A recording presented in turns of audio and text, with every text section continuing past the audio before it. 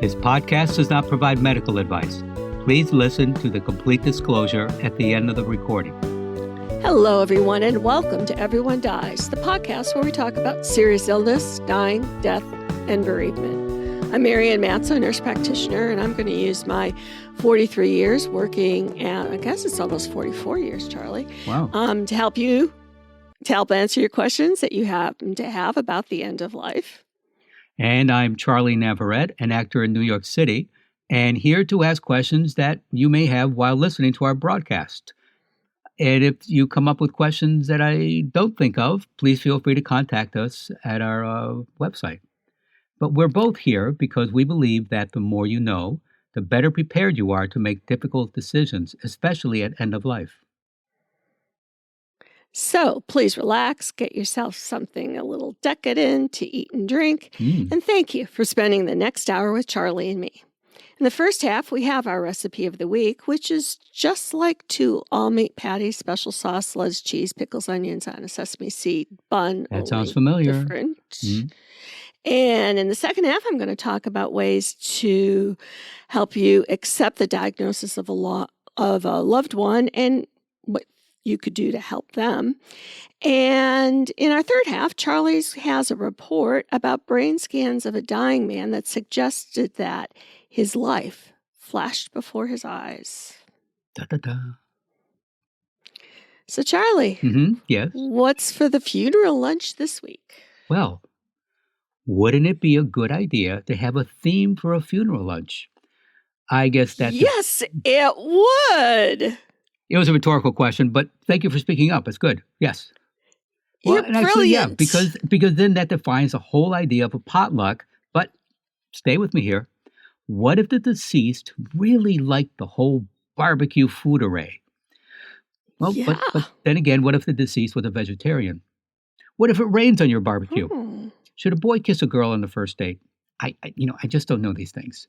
But come to think of it, you don't usually see a grill anywhere around at the funeral lunch. So problem solved. Unless it's a do-it-yourself cremation. So you mean to be cremated on the barbecue grill? It would take forever. It would take forever. Yeah. So with no barbecue in mind. Don't try it at home. No, Let's be clear. Please don't. Do not try it at home. No. It was just a random thought that should never be repeated. Charlie, put the gas grill away. I'm sorry, what should never be repeated? Step away from the grill. Step away from the gas grill. Well, with no barbecue in mind, follow this week's recipe so you can serve Cheeseburger Pie, that is. All you need is cheeseburger. All you need is, dead meat and your oven. With a sprinkle of sesame seeds and alternating layers of ground beef and melty American cheese, as opposed to the asbestos-lined stuff. This whimsical pie looks and tastes like a classic cheeseburger. Not a fan of American cheese? Communist. No problem. You can substitute any type of cheese. The pie will serve 6 and is sure to be a delight from ketchup to mustard to mayonnaise and relish. This pie is packed and topped with all your favorite fixins. The family and other guests will surely be impressed by your fun reinvention of the classic burger. I made this the other day for lunch. Oh? And it was really beautiful. And I thought it tasted good. David was less of a fan. I don't know, because I'm telling you, it tasted just like a cheeseburger. Because it had the pickles in it, it has mustard in it, it has mayonnaise in it. Yeah, I thought it was good. I'm sorry, I don't see. So does this have a crust? Just like a pie it has pie? Pie crust, and then the top of it you lattice it with, and then you put sesame seeds on it, so it looks like one big mother of a hamburger. Yeah, I would still prefer to go out and get a burger. Well, I'm not Yeah. saying, And I understand it's not for but everyone. Yes. but yes. but if you're going to a funeral lunch and Mhm. there's no barbecue grill and they really Yes. want to have Yes. hamburgers and hot dogs, I mean, I don't know of a hot dog pie, but now that I mentioned it to myself, maybe there'll be a recipe one day for hot dog pie. Please don't let that happen. I'm writing it down, as a matter of fact. No! Hot dog No! pie. It's written down. So it is said, so it shall be done. Next. No. I cracked myself up. Yeah. Yeah, Oh, I don't know if I should tell people to go to our webpage for the recipe. Come on. No guts, All no right. glory. Come on, buck up, America. Do it. So please go to our webpage for that recipe and additional resources for this program. We hope you will follow us on Facebook and Instagram, and remember to rate and review this podcast.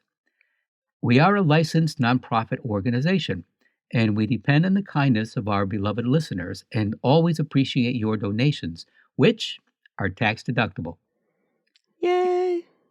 If you find this podcast to be of help to you, please go to our webpage to donate so that we can continue to provide quality shows about serious illness, dying and death, and bereavement. You can contact us at www.everyonedies.org. That's every, the number one, dies.org. Marianne? Thanks, Charles. So, nobody can really prepare us for the experience of providing care for a seriously ill family member or friend. When someone close to us gets sick, there may be a sense of chaos or urgency or confusion, and details must be agreed upon, phone calls have to be made, appointments kept, and illness has a way of sweeping the rug out from under us. Some illnesses are chronic and part of our loved one's day-to-day existence, and others are, they pop up suddenly. There might be a suspicious lump, a questionable lab result, or an accident, and suddenly we're in this world of illness. But if you're the caregiver, caregivers who can accept the course of a loved one's or care receivers, I'll use those words interchangeably, of their illness, learn to cope with its many challenges, and then savor the time that they still have left with one another. Those people who can do that are better able to cope with whatever is going to unfold. So, how can all caregivers achieve this level of flexibility and adaptation? And I thought today, Charlie, I'd kind of give you some strategies that would help you get through this and, not only survive, but thrive through a difficult diagnosis. Okay. So, here's some strategies. First, you might think this is obvious, but love them. What about them do you find to be lovable? Maybe it's their perspective on life that's different from most other people, or their politics, or their culture, their music, or their literature, or the movies that they like. Remember what it is that you love and focus on those things. The illness is there, yes, and the chronic care is there, yes, but that person is there, and you love them. Second is acceptance of the situation, and accept rather than rebel against the reality. Don't look at the situation as a problem, but rather as a challenge. What can you do to help your loved one cope and maybe even improve? When you help, you're going to feel good, and that adds to your strength too. 3, look forward. Don't allow yourself to dwell in the past, like, this is what Robbie used to do or used to be able to do, and now he can't. Well, rather think of each day as a baseline and what they're able to do that day and about how you can move forward from here. 4th strategy is called daily writing, and these are, what I'm going to suggest to you are these 3-minute exercises. Now, Albert Ellis's Rational Emotive Behavioral Therapy, is a theory or a therapy that's based on the idea that it's not the things that happen to us that cause our problems. It's our thoughts and our thinking behaviors that lead us to the cognitive, which is our thinking, the emotional, which is how we feel, and the behavioral, which is how we act, issues that challenge us. So this idea is captured in the acronym ABC. How did they ever think of this? So A Clever. is, yeah, it's totally creative. So A is the activating event or the adversity. B is our beliefs about the event, ourselves, and the world in general. And C are the consequences of our emotions and behavior. So Ellis believed that far too much emphasis was placed on the activating events, the A, and that most of the consequences were determined, the C, the consequences were determined by our beliefs, the B. So his model helps you to identify the thinking that's dragging you down. For example, I must solve this. It's going to be a catastrophe. My whole life is a mess. Then I write why such demands, such awfulizing. The two global evaluations are wrong. You're maybe not going to feel better while writing these 3-minute exercises, but over time, the positive ideas become more in the front of your brain, top of your mind. You'll move in a more positive direction. Now, when you look in our show notes, I gave you lots of resources, a lot of them free, that you can learn about this ABC model. All you need is a piece of paper and a pen and 3 minutes of writing every single day. There's also a book, and I gave you the link to that if you want to purchase the book. But when you're going through a serious illness with somebody, you're typically talking about years. So you read about people who've diagnosed with, let's say, cancer, and 4 days later they've died. But that's nowadays mostly rare. Typically, you're talking about weeks to months and often years of being in a caregiver role. And so this kind of self-preservation, these kinds of habits, like a 3-minute exercise, are helpful to get you through that. The next thing, number 5, is scheduling your time that you're going to be the caregiver, or schedule your time with your care receiver. You can each morning tell them how much time you can devote to them, but that you also need some time for your own work. This starts the conversation, and you can find out what your loved one needs from you. If instead of that, you just play it by ear, you're going to end up spending all of your time with them, and you're not going to get your own things done. And you might be saying to yourself, oh, but they're very, very sick. They need my constant attention. Well, yes, and you need some attention too, or you're not going to be able to be in a caregiving role. Absolutely. Which brings me to number 6, which is home care. So when possible, hire people who specialize in home care of people with limitations. Now, there's this website, Charlie, called Nextdoor. It's all one word, Nextdoor, and I gave you the link in our show notes. They can help you find people in your own neighborhood who are willing to come in and help out, for a fee. And it might be easier to go through something like Nextdoor, depending on your financial situation, than to go through, like formalized home care companies or, Visiting Nurse Association, those kinds of things. But check it out. Look, within your church, maybe there's volunteers. When I was a kid, Charlie, I was in what was called the Legion of Mary, which, sounds like a militant group, but it was a volunteer group. And, people would contact and they'd send out these, teenage girls to do volunteer work. And I would go and I would visit this elder lady who had no indoor plumbing. And so I always went to the bathroom before I left, but I would spend time with her, and her family knew that, at least that hour a week, she wasn't alone. And so these are what I guess I'm talking about here. This is self-survival.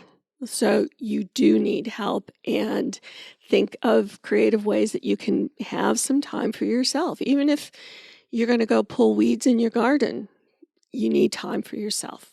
Yes. Next thing is be willing to take support from friends and relatives. I know that when you're going through situations like this, that you and your loved one, you kind of become this insular kind of bubble. It's just the two of you. And it's like, you know how to do it all the best. And yes, you do know how to do it all the best, but that doesn't mean that friends and relatives can't come in and do it well. It might not be perfect the way that you want it or exactly the way your loved one is used to it, but it's still help. And your friends and your relatives want to be able to have something to do to help you. So let them help you. It can be very helpful and supportive to have friends who are interested and with whom you can even talk about the situation.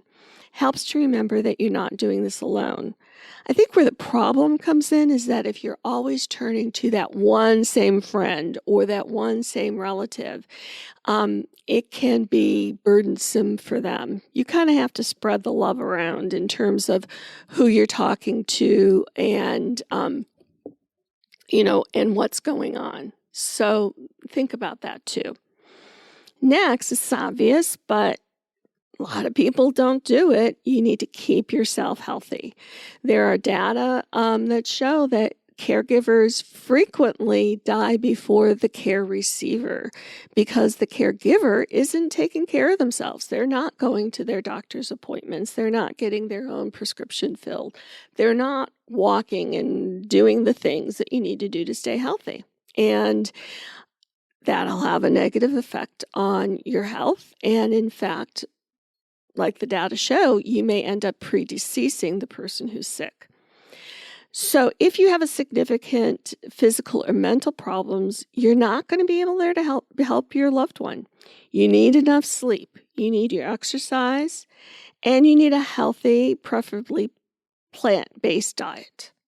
So in our resource section of this podcast, there's an article about how to decrease the amount of time it takes to fall asleep, how to improve your quality of your sleep, using meditation. And they're no charge. They're free meditations that you can do. There's I think maybe 5 different ones. So if one works really well and then it's like, oh, this isn't working so well for me anymore, do a different one. It's okay.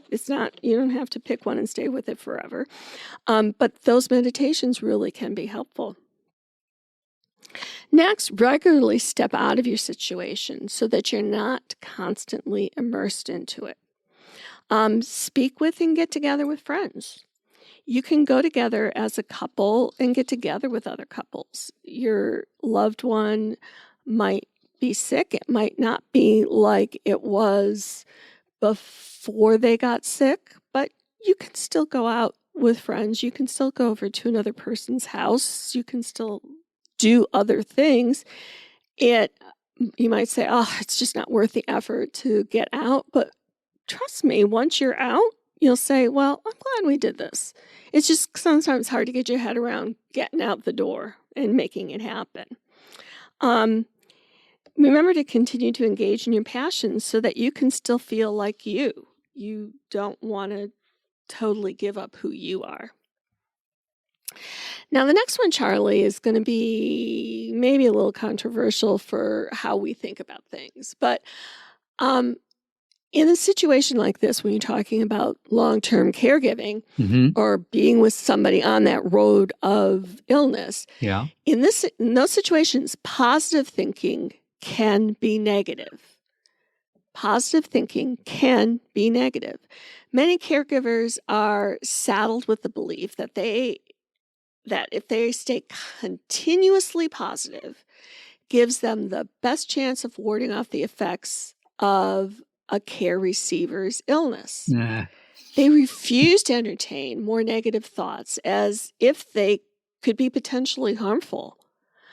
But positivity, not based on reality, is self-delusion. I hate repeating things, but I'm going to say that again. Yeah, repeat that. Yes.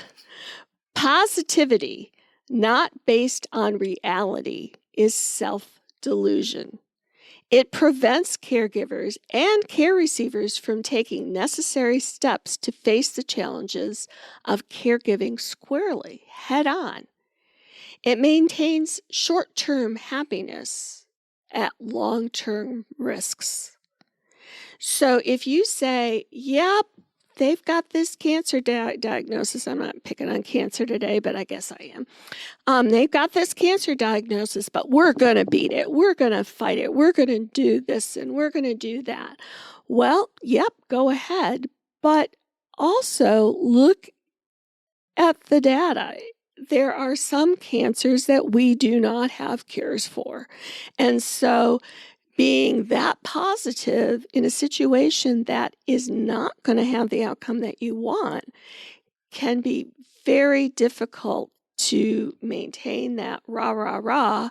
And then your care receiver, the person with the illness, is like, oh, okay, we're pretending this isn't as bad as it is. Let me kind of pretend that everything's okay. And everybody's pretending that things are okay. And you're missing the opportunity to say and deal with the reality of the situation. Yeah. So you can deal with the reality of the situation without being continuously negative, but deal with the reality of the situation.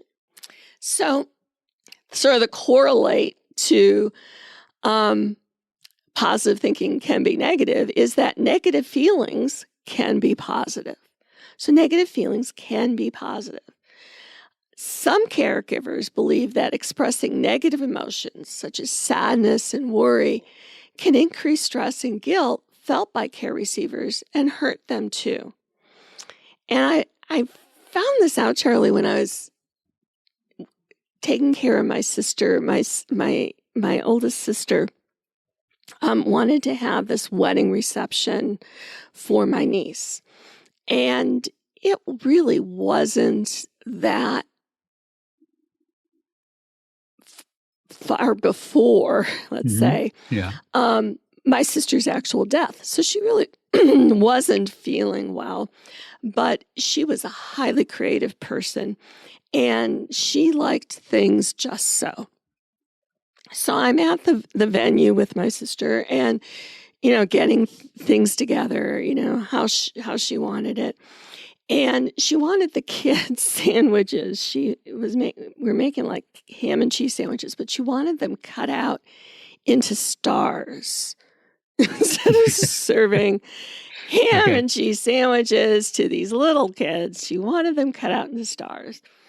And sort of that was my job, and I am not the creative one in the family, and I wasn't doing it right. And my sister had a paratracheal tumor on top of everything else, so she couldn't talk, but she'd like what my nieces would call mad whisper at you. It's not funny, but we call it the mad whisper, and so she was mad whispering at me because I wasn't doing these sandwiches right, and I said, "You're driving me freaking crazy." So here's my sister, who's like 90 pounds if she's anything now, and I know she's extremely sick. I know she has metastatic cancer, and we're doing this wedding that she wants to be a certain way, and she's driving me freaking crazy. And part of me felt really bad for saying, "You're driving me crazy." And she just looked at me and she just laughed at me because she didn't care she was driving me crazy. But it taught me a lesson about how, it made me realize that we kind of tiptoe around people who are really, really sick. And you don't want to say to them, "You're driving me nuts, knock it off." Because they're really, really sick. And what if then tomorrow they die and the last thing you said to them was, "You're driving me crazy"? You don't want that to be your last words. But when caregivers are constantly upbeat and their loved ones often feel prohibited from expressing any twinge of sadness or anxiety, that doesn't make them cheerier. It makes them feel more alone with their conditions and their emotions. It's better for caregivers to show their negative feelings with care receivers and consequently draw closer in commiseration. Like at that moment with my sister, we just looked at each other and then just like laughed because it's like the whole thing was so ridiculous. And, it could have been different if I hadn't told her she was driving me nuts. I could have just been, and she knew she was driving me nuts. It wasn't the first time. It was my sister. At least you gave her some happiness at the end. I do my best. So the next thing is accepting isn't despairing. Despair is defined as the complete absence of hope. So despair is the complete absence of hope. But that's not the usual result of acceptance. When a caregiver can reflect upon all the implication of a loved one's condition, then you're taking command of caregiving to the best of your abilities. Make decisions based on the awareness of facts. Meet day-to-day problems by generating solutions that are realistic. That doesn't lessen hope for living a life of the highest possible quality. It increases it. And lastly, I think this is lastly, yeah. Lastly, accepting can be cherishing. Living with acceptance that a loved one is declining doesn't sap enjoyment from time spent together. It intensifies it. There is something about having an awareness of the care receiver's vulnerability that focuses the caregiver's mind and makes time itself more precious. We do our best with eyes fully open. We take in our loved one for as long as we can. Afterward, we cherish them and all we did to try to help them. Nice. Any thoughts or questions about that, Charles? Yeah, Yeah. just what you know what I kept thinking when remember I don't remember which Dirty Harry film, but at one point Clint Eastwood said, man has got to know his limitations, and it's and you know what, it's the same with this, because you can't always put on a chipper, very positive attitude. I mean, if that's who you are all the time, okay, fine. But most people are not. And I don't have any chipper all the time friends. Yeah, it's like I would. I don't attract those kind of people. Yeah, neither do I. But that's why we love each other, Charlie. But yeah, because we drive each other bananas. That's true. Yes, you're right. No, it's just that I mean, I often tell people when when they're going through stuff, I go, listen, you need to know, your limits, what works for you, what doesn't work for you.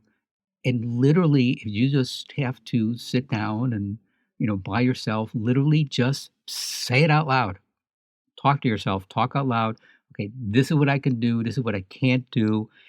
And in my experience, I've seen as you're talking out loud, other thoughts come to mind, but that's good. Then you know what you're capable of, what you're not capable of, what you need help with. And like Marianne, you were saying, you just need to ask for help sometimes. Mm-hmm. Yeah. And that can be the hardest thing for some people. Absolutely. Yeah. Just so know your limits, and you might not be aware of what they are. So you're taking care of someone else. You need to take care of yourself at the same time too. Like you were saying, it can be humbling to realize that you have limits too. Oh, absolutely. Like you think yes. Yeah. You're Superman, but But then there's that pesky kryptonite. So yes. See, exactly. yeah, exactly. Hello. Right. Yes. Hello. That's what I'm talking about. So there's the kryptonite and Lois Lane. So right there, and kryptonite's going to kill you. Lois Lane, it's like, oh, I really shouldn't do this with an Earthling, but on the other hand, wow, I'm also an earthling now too, and my heart just keeps beating, and what am I going to do? I guess I'm digressing here, aren't I? The taking a metaphor Just a too far. titch. Yeah, just a titch. Yeah. But yeah, just that. So, You know, ask yourself, what can you do? What can't you do? Speak out loud, write notes, whatever works for you, and it's okay. Yeah, it's it's okay. all okay. And again, like you said, Marianne, It sometimes might you suck, but just it's okay. yes, yeah. Sometimes you're just not going to want to be there, and Right. that's okay too. And that's why it's good then to have someone else. And I understand. And this day and Or time, martinis. there or a martini, yes. In this day and time, sometimes there is no one else, or the other person is halfway across the country. You know, Right. make your support. Mm-hmm. You know, if you attend church or you just hang out with friends, even just occasionally, just to hang out with a friend and just vent, and then go back to taking care of your loved one. But you have to take care of Or yourself you can, too. or you can write to us. We're at mail@everyonedies.org. Oh my, yeah, perfect. Write to us. Absolutely. Vent at Charlie. Vent. He loves this Oh, stuff. I live for that. Not really, but please, no, really, please write. I mean, we're on Facebook. People express themselves. Go for it. Absolutely. Go Vent. for it. Yeah. Don't let that stuff Vent. build up inside of you. Not healthy. Nope. So, what do you have for our third half, Charles? Well, This death. sounds interesting. Death. Yes. You know, I wouldn't have anticipated that on a podcast called Everyone Dies. How did you ever think of that? It came to me in a dream. Oh. It came to me in an image of a dying man and his life flashing before his eyes. Tell me more. From an episode of Tales from the Crypt, now how's that for practicing long-term memory, titled Abra, Cadaver, Beau Bridges plays Martin, and his brother Carl is played by Tony Goldwyn, who would later go on to become a ghost in the film Ghost, while Beau Bridges would go on to remain Jeff Bridges' older brother. They play brothers as a scientist and doctor, respectively, at a university hospital. Years before, while both were working in a morgue, Carl pranks his brother, which caused Martin to have a heart attack, leaving him partially paralyzed and unable to practice medicine. Carl became a successful surgeon and provided for his brother financially. Years pass, and Martin has been using the money to study how to conquer brain death via Haitian voodoo magic, theorizing that the brain is active after death. Carl is not happy. He has a drink Martin has laced with a Mickey, poisoning him. As Carl lies dying, Martin injects him with serum and watches his brother die, taking sibling rivalry to a new high. This is really dark, Charles. Oh, it gets better. Carl's body goes through the morgue routine while he is having an interior monologue, proving the serum works as his brain is alive while his body is dead. And his brother demonstrates cranial surgery to the students. I'm sorry, he's about to do that when suddenly Carl jumps up alive and in one piece. But his body has been so traumatized that it collapses and he dies from a heart attack. Martin tries to bring Carl back to life, but this time around the serum doesn't seem to work to bring him physically back. Except, unbeknownst to Martin, Carl's mind has not died, only his body, proving that a brain can function after death as Carl experiences his own autopsy. It's horrible. But this is not to be confused with death. So let's segue into some anecdotal reports of near-death experiences from the Sydney Morning Herald. That a study suggests your life really does flash before your eyes when you die, when the parts of the brain that store memories are the last to be affected as other functions fail. Researchers from Hadassah University in Jerusalem analyzed 7 accounts of such experiences, obtained from in-depth interviews. Research on how those who have had near-death experiences suggests that the phenomena rarely involves flashbacks in chronological order, like you see in Hollywood movies. The part of your brain which stores memories is the last-to-lose function, which the researchers believe is the reason why people's lives flash before their eyes. Participants said that there was rarely any order to their life memories, and that they seemed to come at random and sometimes simultaneously. Near-death experience has been reported in situations where the brain transitions toward death. These are described as intense and surreal and include wide-ranging memory recalls, transcendental and out-of-body experiences with dreaming, hallucinations, and a meditative state. There is speculation that the brain may generate a type of memory replay inside the unconscious phase, moving back and forth between memories. What happens when our brains die? So, you're minding your own business when suddenly you hit the trifecta and your heart, breathing, and consciousness all stop. Keep in mind, this is not the same as a heart attack. The experience, commonly referred to as cardiac arrest, you can throw in a near-death experience, is not well understood. Experimental animal studies, those lucky rats, have shown increased activity after cardiac arrest, particularly in the area of the brain called the gamma band, also known as the fastest brain waves in your brain, which happens when blood stops flowing in your brain after cardiac arrest. To no one's surprise, there are no studies on this in people. But by a happy accident defined as you weren't the patient, there was a continuous electroencephalography, EEG to you and me, recording from a dying human brain, obtained from an 87-year-old patient who went into cardiac arrest after blood vessels, and not just a few, burst in his brain. Cross-frequency coupling, hey, this is a family show, we'll have none of that. So this cross-frequency coupling showed modulation in this gentleman's gamma band even after cessation of the cerebral blood flow. In other words, his brain took a licking and kept on ticking. And for the Star Trek fans in the audience, he's dead, Jim. To quote Frontier Science News, these data provide the first evidence from the dying human brain in a non-experimental, real-life acute care clinical setting and advocates that the human brain may possess the capability to generate coordinated activity during the near-death period. Oh my. So what happens to our brains when we die? Remember the happy accident of the dying man being hooked up to an EEG? Neuroscientists have recorded the activity of a dying human brain and discovered rhythmic brainwave patterns around the time of death that are like those occurring during dreaming, memory recall, and meditation. Imagine reliving your entire life in the space of seconds, like a flash of lightning. You are outside of your body, watching memorable moments you lived through.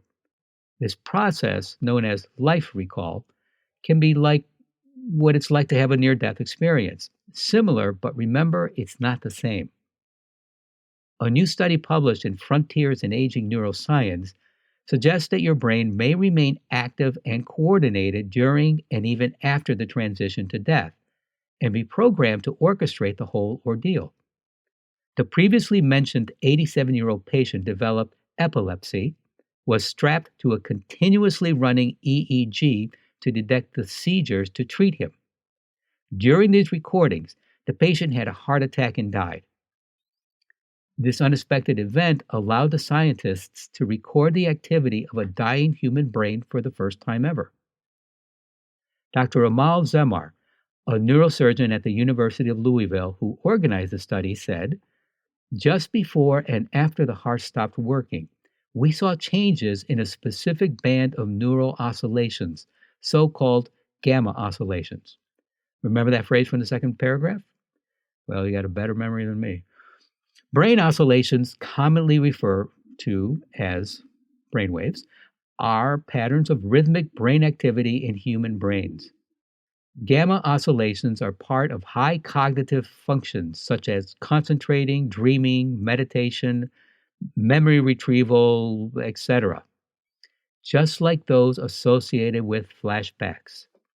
Dr. Zemar speculates through generating oscillations involved in memory retrieval, the brain may be playing a last recall of important life events just before we die, like the ones reported in near death experiences, adding, these findings challenge our understanding of when exactly life ends. While this study is the first of its kind to measure live brain activity during the process of dying in humans, similar changes in gamma oscillations have been previously observed in rodents kept in controlled environments. This means it is possible that, during death, the brain organizes and executes a biological response that could exist across species. Before you start popping champagne corks, keep in mind these measurements are based on a single case from the brain of a patient who had suffered injury, seizures, and swelling, which throws a wrench in the works.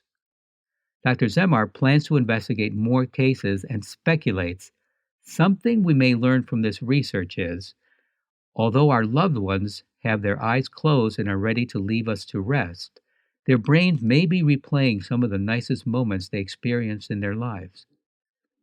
We'd like to think that this is, in fact, true. Yeah. It's fascinating. Yeah, really. And look at it. You just put this EEG on this, gentleman's head just to monitor his seizures. And by coincidence, he happened to die while, the EEG was running, and they captured all this. Yeah. Yeah. So with that, please stay tuned for the continuing saga of Everyone Dies, and thank you for listening. Like sand through an hourglass, so are the days of our lives. This is Charlie Navarrete, and with a shout out to the Ukrainians who epitomize the words of Emiliano Zapata, I would rather die standing than live on my knees. And I'm Marianne Matzo, and we'll see you next week.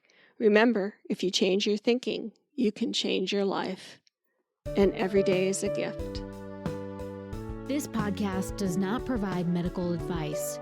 All discussion on this podcast, such as treatments, dosages, outcomes, charts, patient profiles, advice, messages, and any other discussion are for informational purposes only and are not a substitute for professional medical advice or treatment. Always seek the advice of your primary care practitioner or other qualified health providers with any questions that you may have regarding your health.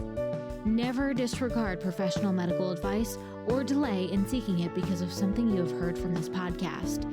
If you think you may have a medical emergency, call your doctor or 911 immediately.